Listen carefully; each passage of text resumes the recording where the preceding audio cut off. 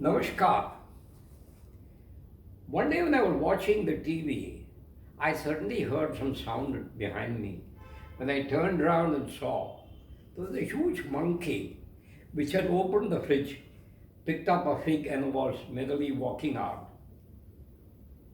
It went outside, sat on the stairs, and was enjoying the fruit, probably looking for an opportunity for a second helping. In an article in the newspaper, the Friends of Snake Societies mentioned that about 300 snakes are caught by them every month and are rehabilitated back into the jungle from in and around the Hyderabad city. The same is true of the rock pigeon. Their numbers have multiplied to such an extent that they have become pests and a menace.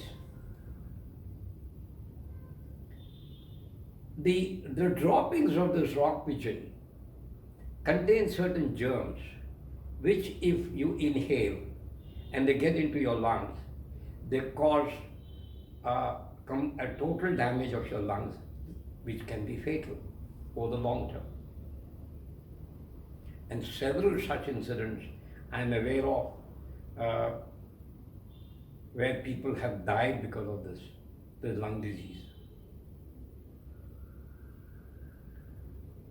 What could be the solution? There were attempts to catch these monkeys and put them back in the jungle.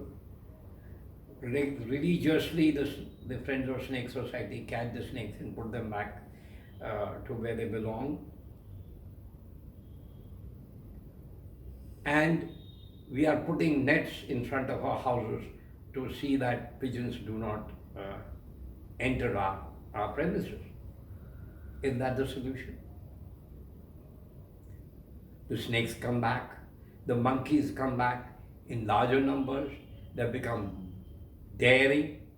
If you try to shoo them away, they come back, they could try to attack you. Why is this happening?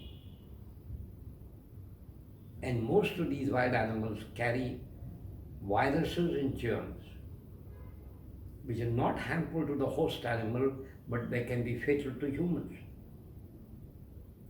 We know about the plague of yesteryears. We know about the swine flu, and now we have the COVID. The answer is, today we are producing more food than is required by us. There have been articles which say that nearly 30% of the food we produce goes waste, and there is surplus food, but wrongly distributed, where there is surplus somewhere and deficiency other way.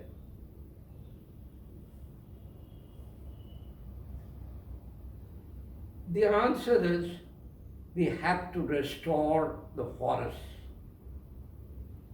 increase the cover of natural forests, reduce our area under crops, reduce our area under grazing, so that forests get rejuvenated. Planting trees is not the solution.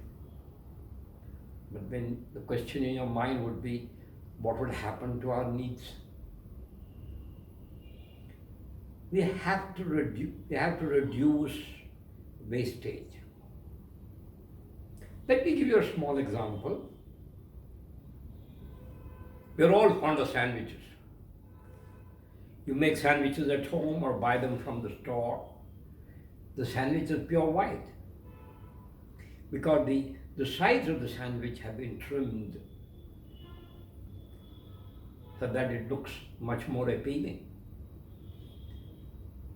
Imagine the quantity of bread and consequently wheat that we waste in trimming these sandwiches. That's how food is wasted.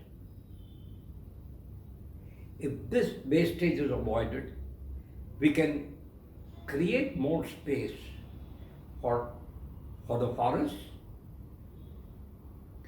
not for the survival of the animals, but for our own survival, for the survival of our children in a healthy environment.